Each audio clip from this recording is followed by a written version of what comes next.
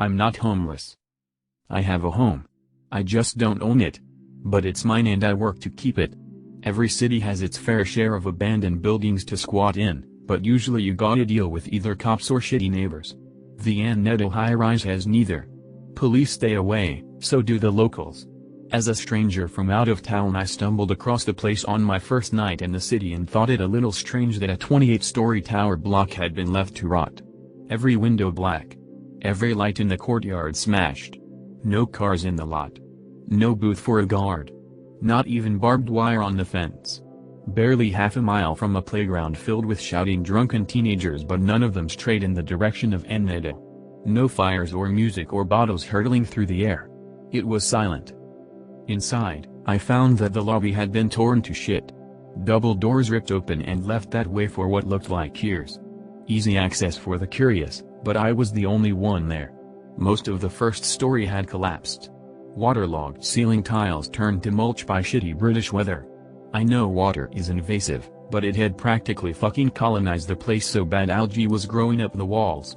Even the elevator shaft was flooded. My own reflection looking back at me as I peered through brackish water and caught a glimpse of the old rusted carriage just a few feet below. I couldn't help but think about standing on top of it, waist high, and reaching down to pull open the emergency hatch. Only natural to wonder what was down there. Little metal box soaking in pitch black water for years and years. I thought about pressing the button, calling it up and seeing the elevator rise in spite of all logic. An image I still think of from time to time. Meanwhile the empty shaft loomed above, cables whistling in the wind. I've learned not to linger by it. If you look up you'll sometimes see something ducking out of the way, pulling its head through the doors before you get a good look. It finds it awfully funny, even tries to make a game out of it, like peekaboo. Play too much though and it starts to pop up elsewhere. Any open door becomes an invitation. Sent more than a few people running for their lives in the middle of the night, but bad news for them. That thing is more than free to leave this place if it's part of a game. If you ask about Ann Nettle most people just shrug or laugh. Kids'll talk about it same way they talk about any haunted house. Difference is no one dares anyone to go up there. No one uses it to get pissed or high. No one sneaks into the basement to have a risky little fuck. No one hides their stashes there. It has all the hallmarks of your classic urban legend, only people actually stay away. They'll laugh and joke and tell scary stories, but they treat the soil it's on like it houses a radioactive leak. And the council, I'm surprised they haven't knocked it down, but they, out of everyone in the city, have the most to lose by talking about it. They built it in the mid-50s as government housing. Only a lot of the young mothers who moved in there found their children's health taking a turn for the worse. Started with newborns. Babies that wouldn't wake after a peaceful night's sleep. The kind of deaths that got written off as either negligence or abuse, screaming teenage girls hauled off to prison on the words of doctors who didn't give a shit. It's always the mother's fault in some people's eyes, and these girls had no one to stand up for them. 2 in the first year, 4 in the next, and they kept on coming for every year until it closed. Wasn't until 1982 that someone traced the source of deaths to tainted water storage on the roof. Toxic metals leaching into the supply. Not enough to kill an adult, but bad news for anyone with weak immune systems.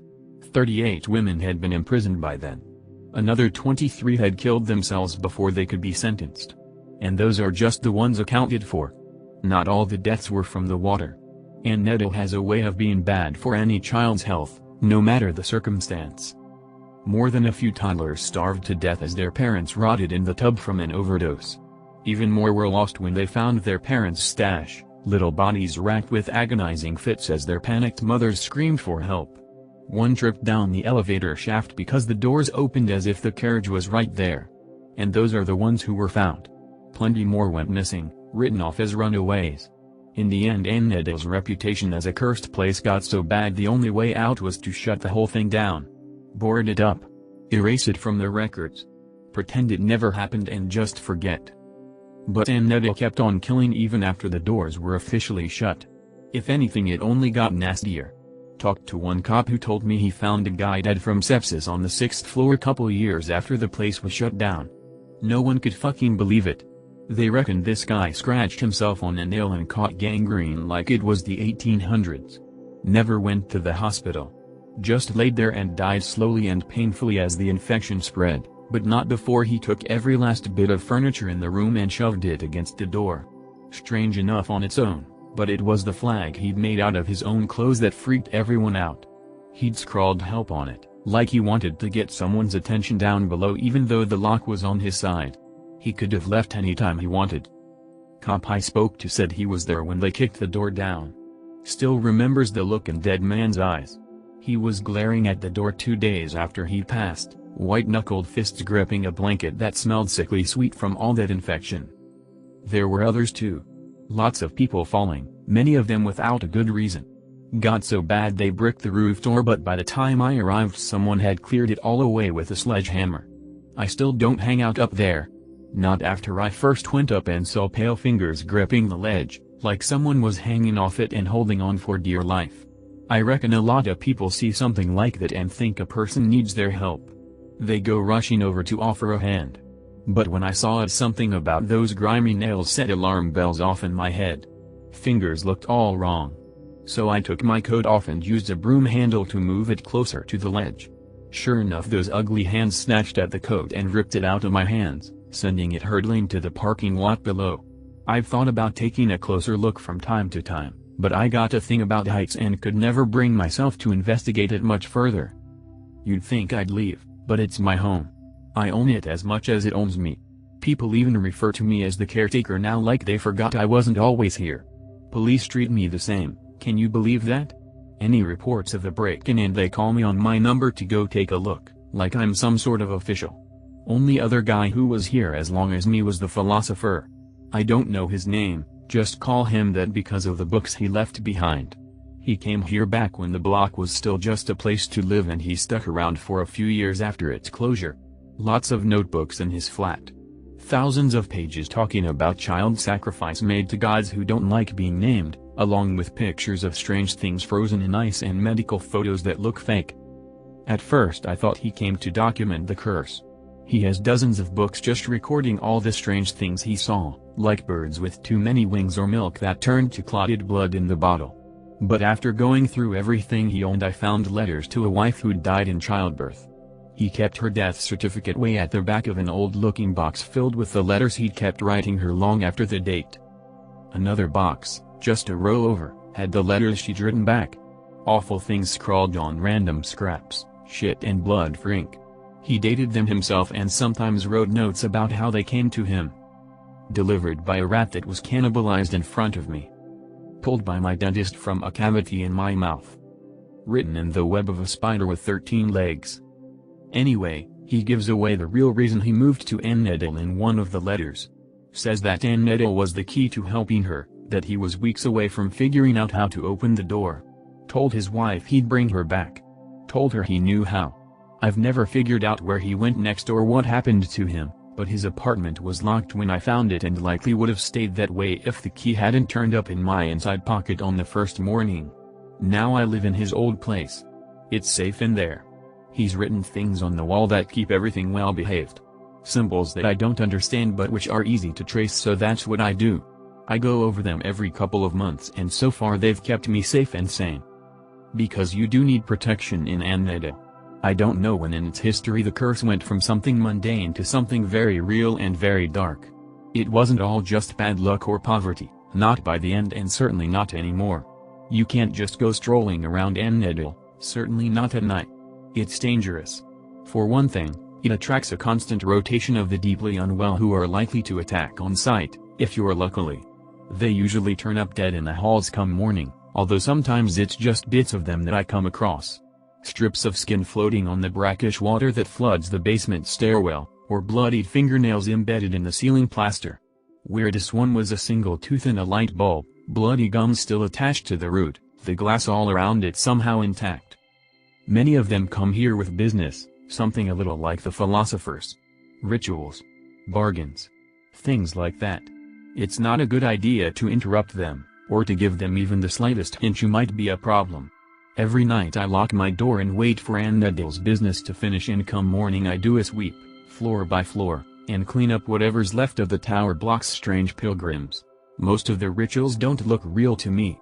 In fact, I reckon a lot of people who come here just end up as victims of something or someone else. There are a lot of reasons to stay out of Annandale at night, and most of its visitors strike me as a little naive. Most of what I see looks like it got stolen from a bad death metal album. I once found a book called Satanism and Witchcraft in the 21st Century. It's hard to imagine that the secret inner workings of the universe can be found in something with an ISBN number and 3,000 Amazon reviews. Of course, not all attempts at exploiting Annandale's energy are so hackneyed. I had one guy turn up at my door and pay me $3,000 in cash just to show him the darkest corner in the building. I wasn't sure what he meant at first. Thought he meant light and shadow. Sort of, he replied when I explained this to him. Darkness like that can be part of it. But I'm looking for a corner, has to be a right angle or more acute. Ideally, more acute. You understand that term, right? He'd seemed arrogant, and that last sentence confirmed as much. Good-looking guy in his late 20s, nice suit. Looked like the stereotypical banker. Acted like one too. Plenty of places like that, I said. Lots of funny rooms in Annandale. People trying to make the most of limited space. Sometimes the walls meet at tight angles, sure. But I don't know what you mean about dark. There's the basement. It's flooded. Can't think of anywhere darker than that. He bit his lip and hesitated for a second or two, as if he was actually contemplating it. Not a bad suggestion actually, but no, too difficult to reach. And I don't just mean dark as in the absence of light. I mean dark like under the bed. Dark like that one chip in a wall that leads to a hollow space between the bricks, and as a child you can't help but wonder what lives there. Somewhere that just inexplicably feels like it's not got as much of God's attention on it as everywhere else. I thought about this for a second. His words were vague, but damn if I didn't know what he meant. A corner? I asked. Has to be an acute corner? He nodded. I think I know the place, I said, and he smiled like real creep. I took him to a flat on the 8th floor. It was run down like everywhere else, but there was still enough of its old furniture lying around. You can pull open random drawers in there and still see the cutlery people once used. There's even an old analog TV on an old stand. You can perch on what's left of the sofa and stare at that TV and get the feeling you knew the people who lived there once. Run your thumb over the dials on the toaster, the handle of the fridge, or the yellowing plastic of a light switch, and feel an aching loss that creeps up on you out of nowhere. Look up and you'll see that the light fixture has been torn out of the ceiling, like someone had tried swinging from it. Not a big place, by the way. 3 rooms. A bedroom with a double bed all rumpled up. A living room/kitchen. And a tiny little spare room that looked like it once would have been used for storage, or a washing machine maybe, if you were single and childless. A slither of space, a triangle carved out of whatever room was left over when other more important walls had been put up. That sofa I mentioned, the TV, they were all placed so whoever was sat down could always keep an eye on that room and its contents. You see, they'd put a cot inside and it's still there, blue bottle flies circling overhead. You can't see inside the cot, not unless you went in and actually pulled the blankets out, but it's been decades and no one has managed it yet. It's dark behind those old blankets, a heavy shadow that dissuades a closer look, like there's something in there no one needs to see, and it's spent a long time sat there eating what little light there was. Even with the window in that room, daylight doesn't really filter down. Perfect, the businessman said when he saw it. He gazed around the flat one detail at a time, his head pausing for a moment and a smile creeping across his face as he laid his eyes on the broken light fixture. In the cot, the sight of it, the flies that still circled above faded Winnie the Pooh blankets, it made the breath catch in his throat. Oh, this is. Yes, this is good, he told me. Dark like under the bed. You've earned that money. I could have had a dozen men sweep this place and they wouldn't have understood the brief as well as you have. Thank you, I replied, even if that wasn't really how I felt. Quietly the man sat down and began to unpack his leather satchel. No pentagrams to be found, although he did unpack 7 strange-looking candles. He caught me looking at them and smiled. Homemade, he said. Each one shaped by my hands. I'm not a good artist, but it's the effort that counts. Took forever to rend the wax. Of course that was the easy part. The hard part was getting the fat to make it. Did you know there can be a surprisingly high level of security around a hospital's medical waste department? I didn't, I replied as he took out some flimsy bits of wood and a few small nails. He oh so carefully began to nail the splinters of wood together into what looked like random shapes. Oh well, he sighed after a few quiet moments, his fingers nimbly gripping the tiny hammer as he tapped away. Already he'd put together at least 6 of the strange little wooden polygons, and with each new one I felt a strange sensation. Would you like to stay and watch? He asked. Absolutely not, I answered. He stopped tapping and smiled once more. Oh, you're clever, he said. That's the correct answer, by the way. And if I'm to respect it, I should inform you that now is the safest time to leave. I made my way to the exit just as he lit the first candles, but not before I looked towards the cot one last time. I was surprised to see a hollow blackness that extended beyond the doorway, like a curtain had been draped across it, only there was depth to it that drew the eye. The businessman paid it no attention, but after a few more seconds he eventually looked up at me expectantly. Can I ask what is it you want? I said. Everyone who comes here, I don't get the sense it ever works out for them. I'm looking for a new kind of afterlife, he replied. Do you need one? We all need one, he said with a wry chuckle. But only those of us willing to take a few risks will get a better deal. Everyone else. He grimaced. It's worth the bother. But look who I'm speaking to. He looked to the darkness that enveloped the doorway. Shapes could be seen floating past. You should leave now, he said. I pulled the door shut and, noticing that the sun was rapidly setting, ran to my apartment where I knew the walls would keep me safe. When I returned the next day the man's satchel was still where I'd last seen it, propped against one arm of the sofa. The candles had burned down to the very end of the wicks and left a lingering smell that's still there all these years later. And of the man himself, well, in the room with the cot, which still has bluebottle flies orbiting overhead, there is now a shadow burned into the wall. It's blurry and diffused, but vaguely recognizable as a man on his knees, his head pressed to the floor in a gesture of supplication. I've known it to occasionally move, to turn its head and look towards me, at which my temples throb, my ears pop, and a darkness begins to encroach upon the edges of my vision. I never exactly considered that flat to be Disneyland before, but now I avoid it like the plague. Still, it could be worse. Not every ritual ends so cleanly, and at times I've had to personally intervene, something I hate bitterly. If people want to go poking around in the universe's undercarriage, that's their business. It's one thing if I've got to sweep what's left of them up afterwards, but at least that's a one-and-done job. Sometimes it isn't so clean. One guy turned up and told me he'd be a new resident, my neighbor, and we'd get to know each other. A bumbling old man with an upper-class accent and the look of a professor who was down on his luck. He sat up in the room next to mine, and no matter how little I spoke to him, he never really got the hint and kept trying to act like a good friend. Few times I did initiate conversation it was to tell him the place he'd chosen didn't have much in the way of protection. He pointed to some funny little rashes and told me they were his protection.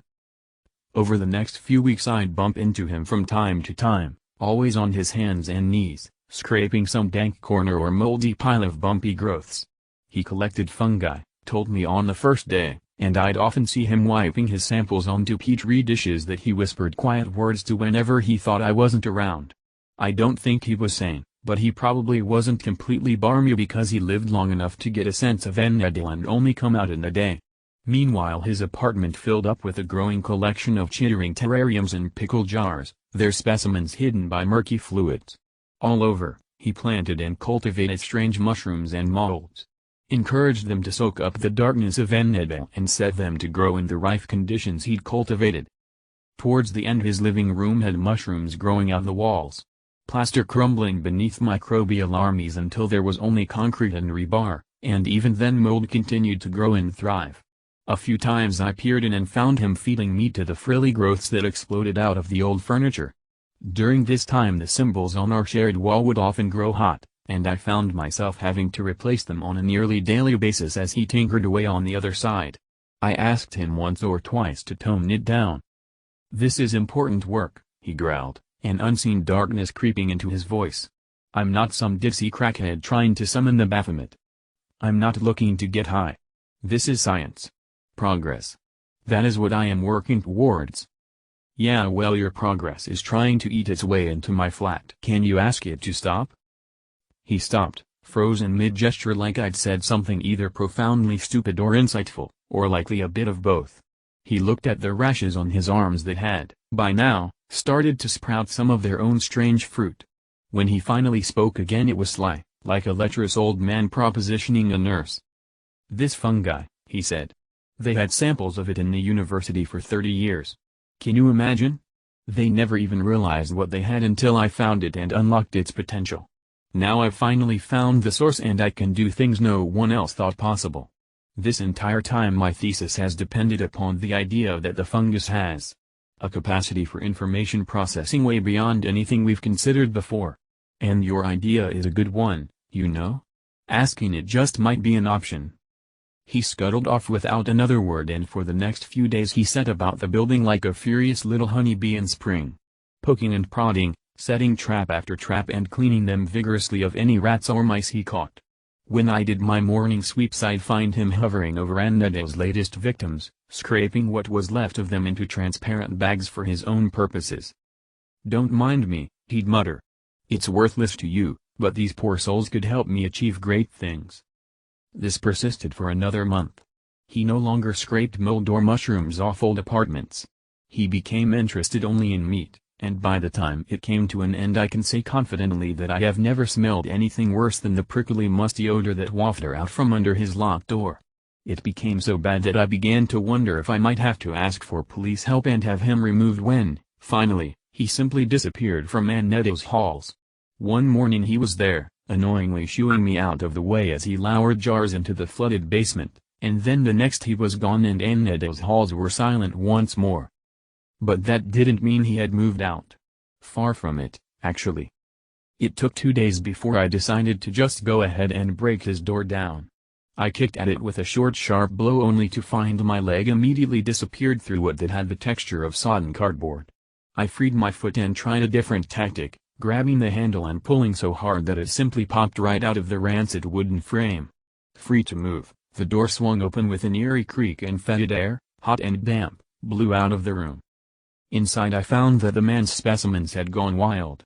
Terrariums had shattered, their contents spilling outwards. Frogs as large as footballs glared at me from behind furry fronds, and insects with human eyes scuttled away before the amphibians could snatch them up. In one corner rats had built a hive out of old cardboard, their backs covered with fungal growths that resembled human fingers and other appendages. In another corner something that looked a little like a black rubber sheet slapped furiously at passing vermin, and it took me a few seconds to realize it was a slime mold. When it finally caught something it dragged the strange creature squealing into the dark corner where it grew and constricted around its meal like a fist. I stared at it horrified until one by one black orbs unveiled itself from within the strange mass and I realized it had eyes to stare right back at me. It was a cacophony of god-awful terror, so gripping that it kept me from hearing the muffled noise of a human struggling to speak. Eventually it did reach my ears and I used my torch to light up the far wall without having to actually step inside. I found the scientist half grown into the wall. Algae and moss coated him head to toe so that he was no longer recognizable, but I had to assume it could be no one else. Wide eyes glared at me with terror and pain as nasty little critters nibbled away at what was left of his shins. Meanwhile strange tendrils probed at his ears and head, never resting for a moment. He kept trying to speak, but the algal growths kept driving their way into his mouth until, one by one, they pushed too far and something snapped. His eyes went wider still, his squeals became hysterical, and his jaw slowly slid further down his chest until it hit the floor with a sodden thump. "Finally made contact?" I asked. "An awful idea if I've heard one. What would a mushroom have to say even in the best of circumstances? Let alone one that was grown in the ruins of Annette. I can only assume you never got around to telling it to stay off my wall, did you? No, you probably had your own reason for doing all of this and that's what took priority." That made me wonder what it was he'd asked for. As the thought entered my head I took a quick look around and tried to see if anything particular stood out to me. Something was growing on the sofa that looked strangely human-shaped. It might have been just my imagination, but in the dark it seemed to turn towards me. Meanwhile the scientist continued to shiver in agony, his eyes focused on me and begging for help. "I'll see what I can do," I said before slamming the door. Something about that strange pile on the sofa had deeply unsettled me. I put the word out, asked for a gun, but got a crossbow instead a few days later. A nervous-looking 16-year-old boy ferried it to my door. I was surprised he'd enter the building, but who knows who'd ordered him to do so. I've acquired a strange sort of respect amongst the locals and it comes in handy. This boy looked like he would have stamped on my head and robbed me blind any other day, but when he spoke to me he did so with more respect than I ever imagined I deserved. I thanked him, took the crossbow, spent an afternoon practicing with it, and then used it to kill the scientist the next morning. Took a few hits, but in the end one thumped into his forehead and shut down his whimpered moans. I didn't see anything on the sofa this time, at least not anything human-shaped, which I was thankful for. After that it was a simple case of calling the police and beginning a long chain of events that ended with half a dozen men in hazmat suits spraying the room with noxious chemicals. For a while there I'd been worried that they'd find a corpse and ask questions, but by the time anyone actually entered the room there was nothing left of the scientist save a splotch on the floor. I never did figure out exactly what it was he was after, although it is not uncommon for my morning sweep to turn up a body, or part of, covered in fungal growths. And I have been known to occasionally catch glimpses of a strange person lowering themselves into the floodwater of the elevator shaft. Of course I might just be making connections that aren't really there. All sorts of things live in that water. The entire level is flooded and if something was down there, it'd have free reign over quite a large space. It's a strange world down there. I should know on account of one visitor who gave me a very bad time. I'll call him the fisherman since he came to Annetto because of the flooded basement. Saw a photo that's been circulating around for a while now, if you know where to look. God knows who took it and how, but it shows the flooded stairwell leading to the basement and beneath the brackish surface is a hand that's all out of proportion. Fingers splayed with perfect symmetry like a starfish, it is reaching up out of the depths and resting gently on the third step below the water. When I first met him he was sitting happily with his feet over the edge of the flooded shaft, water up to his knees, with a rod and line set up beside him. It was quite a surprise at first, seeing him there with a little fly fishing hat. A chubby but healthy-looking man in his 40s with an egg mayo sandwich in one hand and a phone playing Candy Crush in the other. I called out to him as I approached because, in my experience, startling someone in Annetto is bad for your health no matter how sane the visitor appears. He looked up when I caught his attention and smiled amiably.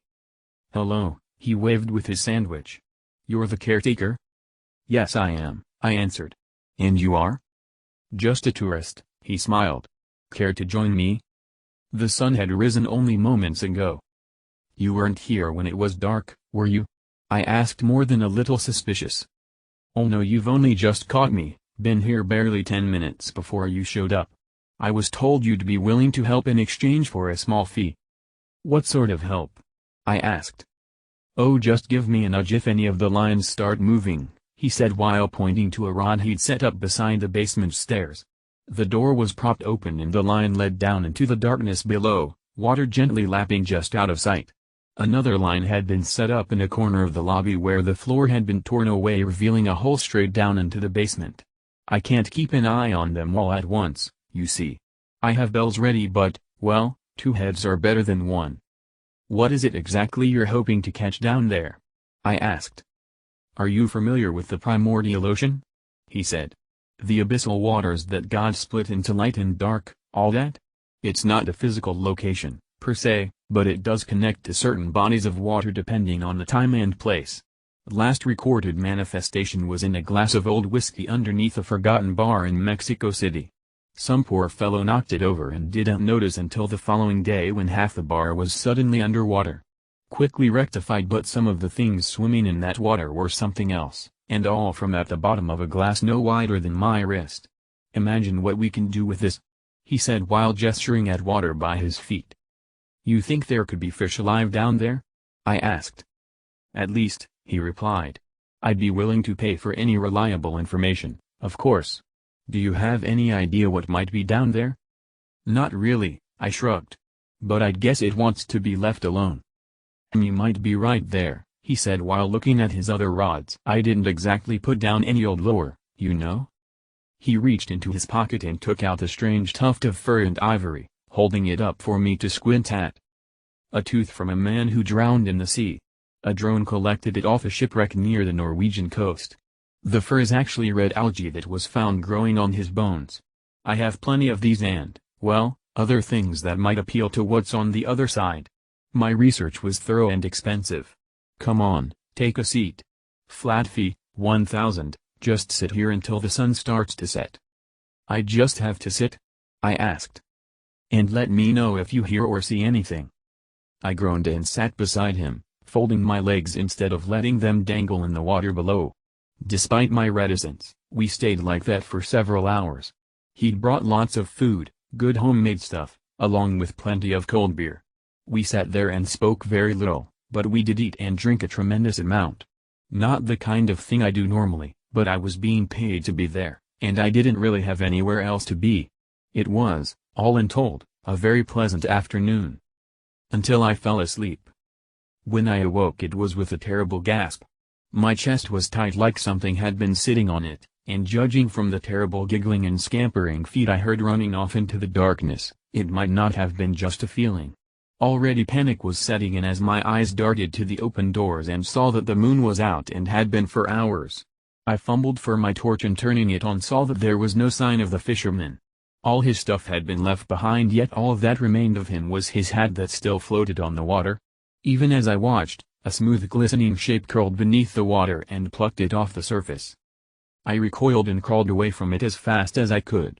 This was bad. I knew deep in my heart I'd never been as at risk I was in that moment. The open doors that led outside were tempting, but just beside them were the stairs that led downwards and I swore I could hear something approaching. I couldn't help but picture the fungal man I'd seen in the scientist's flat. Then again, that basement was huge and who knows what lay down there. I decided to go for the stairs. The entire time my heart was in my chest. I had never been caught outside my room at night, not since my first night when I'd slept in the lobby with my coat pulled over me. You don't get lucky twice, not with a needle, so I knew had to be careful. I had to be quiet. My only hope was to go unnoticed. I took to stealth, climbing each floor in perfect silence, hiding in well-known spots at the slightest hint of footsteps, human or otherwise. And Needle comes alive at night. Whispered mutterings from strange children who descend from air vents, living there for God knows how long. Other times I saw apparitions including one, a toddler, the sight of whom made my stomach growl with an insatiable hunger that hurt just to contemplate. She stared at me with pleading eyes as I slunk away from her open door. I might have been tempted to help her were it not for the sight of the moon peering through her translucent image. And yet, despite all this, I somehow made it to the 14th floor alive. Only it was there right at the final hurdle, so close to safety, that I came across something out of my worst nightmare. A woman stood outside my apartment door. Silent. Pale. Dirt-covered fingernails. It was all too often I'd open my door and find muddy impressions on the floor made by a woman's bare feet. Now I knew who left them every night. I couldn't see her face from where I hid, but something about her seemed profoundly familiar. When she finally turned towards me I remembered. I recognized her, even though most of her face was missing. It was the philosopher's wife. He had succeeded, it seemed. But I couldn't imagine at what god-awful price, because the woman who stared at me had clearly withered some years in the grave. It was only the poor lighting and her long hair that had covered up just how bad a state she was in. A lipless grin stared back at me below sunken cheekbones and hollow eye sockets. And yet, I could tell that in another life she had been beautiful, which only made the sight all the more gut-wrenching. "My darling," she whispered, and there was something about her voice that I found hard to stay sane in the face of. I don't know why. Over a decade in that place and I'd borne witness to living nightmares, but it was this walking corpse that pushed me to my limits. The inescapable feeling of loss weighed me down, and without realizing it I found myself taking steps towards her even as my knees buckled. By the time I reached her I was crawling until I could clutch her grimy icy leg, and that was the last thing I remember before I woke up in my bed the following morning. Everything seemed normal, so completely mundane that I could have written the whole thing off as a bad nightmare. But there were footprints leading from my bed to the door. And later on I found the fisherman's things much as he left them, although when I finally reeled his lines and I found the lures gone and replaced with bits and pieces of the man who'd first set them up, I threw it all into the water below and decided it would be best to forget him. Every now and again, of course, I can't help but check my peephole at night. I never did before that, but now I do. I see her every single time. She looks sad. Hurts me to think of her out there. It ought to be terrifying, but it's more like someone's ripped out my stomach and heart and let all my insides fall out the bottom. Each time I see her I wonder what exactly was it he did to bring her back? He leaves only one hint. A final letter, I think. It's not like he dated them. In it he says he would give everything to have her in his arms once more. Not only his life, but everything he's already lived. Every sunset. Every good dream. Every nightmare. Every victory. Every loss. Every little memory that makes him who he is, he'd give it all just to save her. Sometimes I wonder about him, figuring we'd probably be about the same age. I'd like to think back and imagine what it would have been like for the two of us to meet as young men, but for some reason whenever I try to remember what my life was like before I came to this city, before I woke up with that coat pulled over me, well, I don't know. It's just hard, that's all. It's almost like there's nothing there. Like something reached in and took all the years away. I guess it's just one of those things I'm better off not dwelling on.